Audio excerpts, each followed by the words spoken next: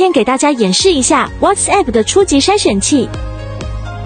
首先要导入用来筛选名单的频道号，记住必须是哈希格式的频道号。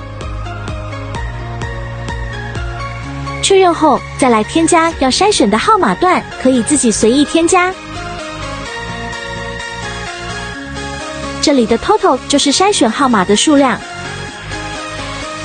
参数都设置好，就能直接 stop 开始筛选。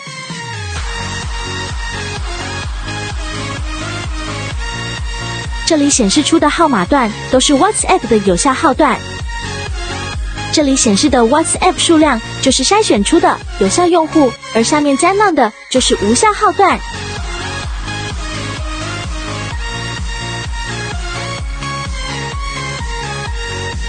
软件支持多窗口开启，筛选速度稳定，日筛选上千万数据，也是轻轻松松。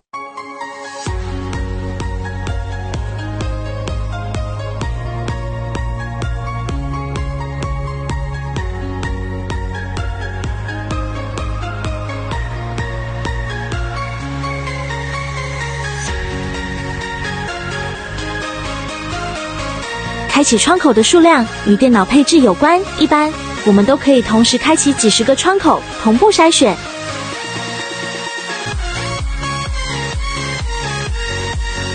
WhatsApp 初级筛选器就是这样，软件支持测试，欢迎各位老板联系。